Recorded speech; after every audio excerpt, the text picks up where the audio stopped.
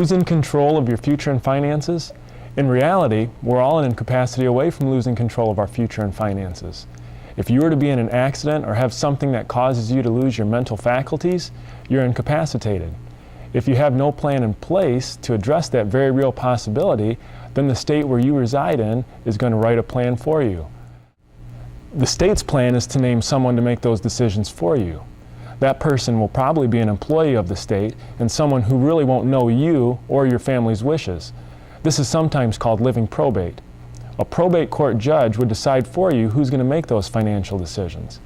If you've not planned ahead, you or your family could go through a lot of cost and a lot of delays to get these financial decisions made. The planning options we're going to be discussing with you today are going to help you eliminate a lot of the cost and delays associated with the probate process.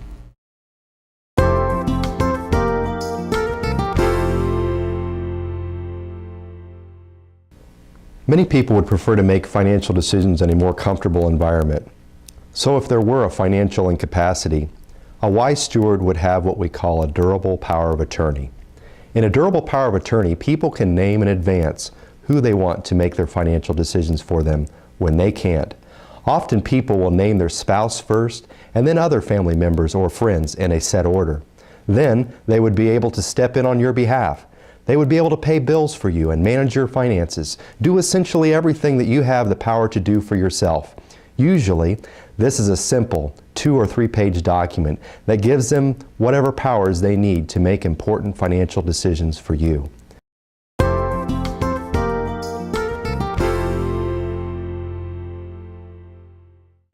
If a person is incapacitated and not able to make healthcare decisions for themselves, he or she may or may have not designated someone to make those healthcare decisions for them. Again, this can be called living probate. If you haven't planned ahead, a court can appoint someone to make those decisions for you. But just as in the financial arena, you have no control over who the court names. True, they can name a family member or your spouse, but again, you don't have control over the person who the court is naming.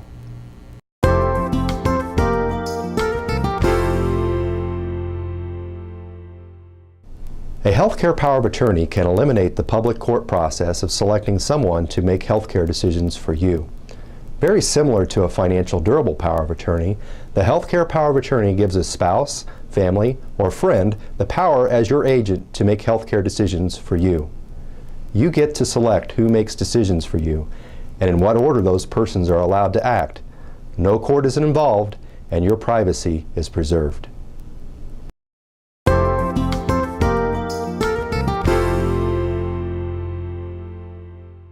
Another issue that often arises is when someone has a terminal illness and it's really obvious that they're not going to get any better. In the opinion of 2 or more doctors, it's really just a matter of time before the Lord calls them home, so to speak.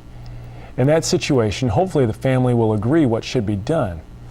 But if they don't agree, the probate court will need to step in to decide whether or not life support should be withdrawn. This is a very public process, and it's very similar to a lot of the other processes that we've gone through in probate. But hopefully the family members and the court's decision is not an unpopular or difficult decision. The problem with these decisions is that very few family members are comfortable with saying, yeah, go ahead and pull the plug. This can be an especially difficult situation if there's one family member who disagrees. 1 or more family members can make this decision very difficult. But by planning ahead, you can create something that most states call a living will.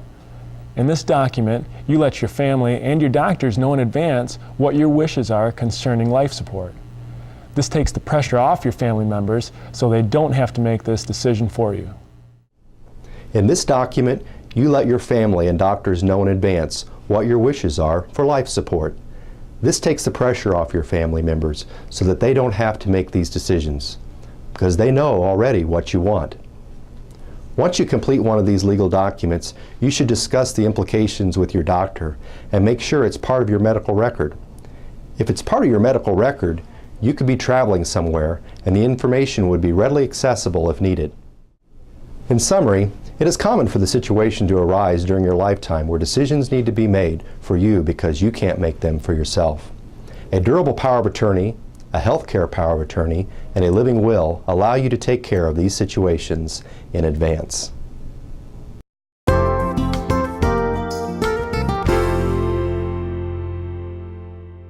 Let's talk about what happens when you pass away. If by the time you've passed away you've not prepared a will, the state will have a will for you. That will be based on laws the state has adopted called statutes. For our purposes today, let's think of that statute as a recipe.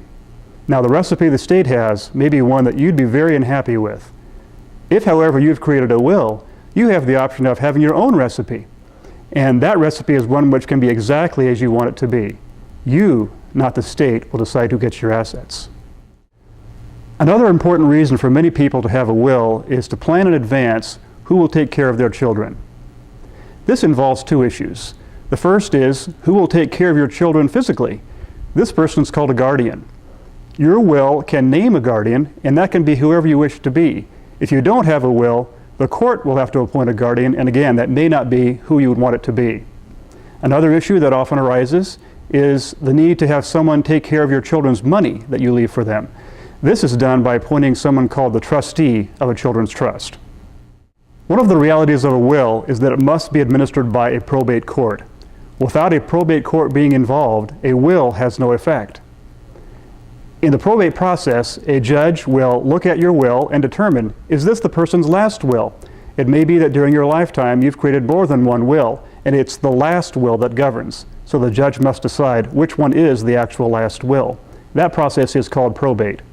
Once the judge decides that this in fact is your last will, the judge will then appoint a person called a personal representative. This person is the one who handles your affairs, collects your assets, pays your bills, and then distributes your assets as you've directed.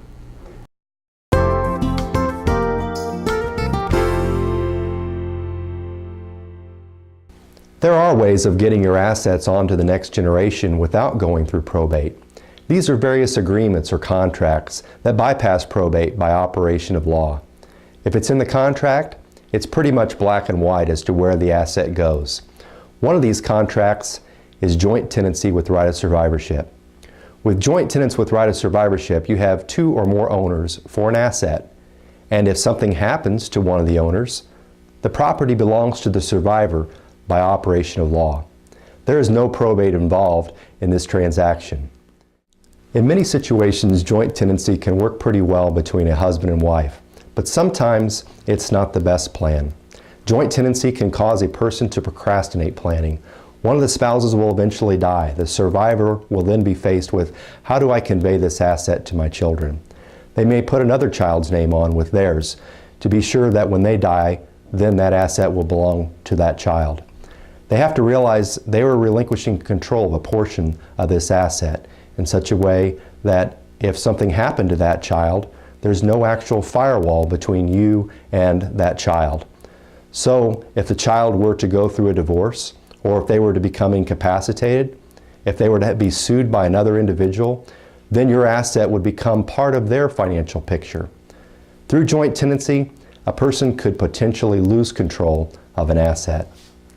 This is rare, but let's say joint tenants, such as one of your children, were to pass away.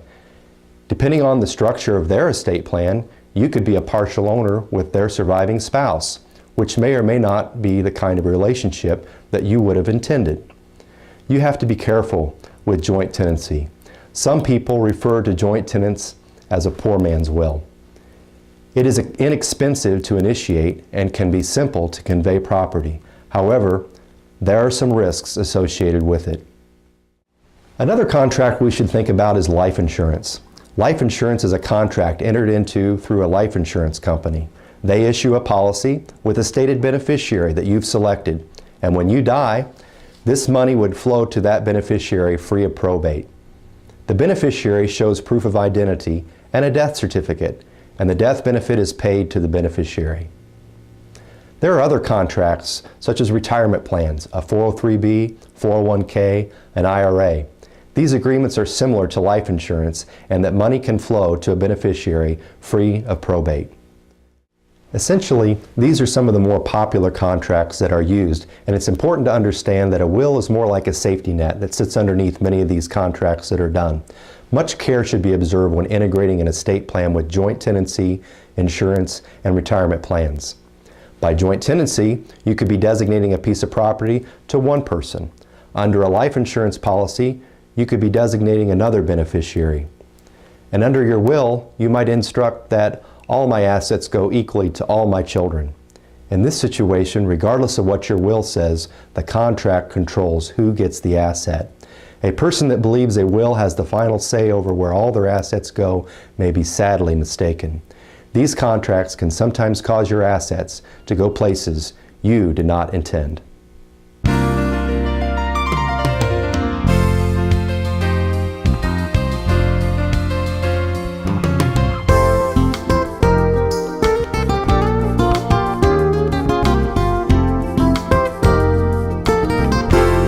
There are many different types of estate planning vehicles. So for that reason, many times people look to say, how can I avoid probate? How can I be sure that my estate plan is more holistic? How can everything come together under one umbrella, or one hood, so to speak? The most popular tool for bringing all this together is what we refer to as a revocable living trust. A revocable living trust, under contract law, can operate like a legal bridge for transporting assets to your beneficiaries free of probate or after death. When you think of a living trust, consider this analogy of an automobile. A living trust is a lot like an automobile that you're able to drive. It's a vehicle for transporting your stuff from you to your kids. There are two sets of keys to most revocable living trusts. Both husband and wife would have a set of keys. Most married people complete a joint trust. Both husband and wife would then be the drivers of the trust. If something happens to the husband and he is no longer able to drive the vehicle, then the wife would be able to drive it with no problem at all. She has full power and rights to driving the vehicle and vice versa. Let's say the survivor is incapacitated and not able to drive the vehicle for a period of time. Then the powers shift within the document, and it says that we have some designated drivers here. These people are called successor trustees of the trust and are usually listed in a set order. They would step in on your behalf and make financial decisions for you and drive the vehicle on your behalf. If you get better, you can come back and drive the vehicle on your own and be the primary driver. Let's say you were to pass away. In that situation, the power would shift within the document to your successor trustee. It would be their responsibility to follow your recipe for the distribution of your assets. They would be given the power to drive your vehicle and pay all expenses prior to the distribution of the trust. Eventually, they would distribute the contents of the vehicle in its entirety. They would drive the vehicle to the respective beneficiaries of your estate, following the roadmap that you had put forth and dropping off everything until the vehicle is empty. An interesting advantage of a living trust is that usually a firewall between the primary trustee and the successor trustee is established.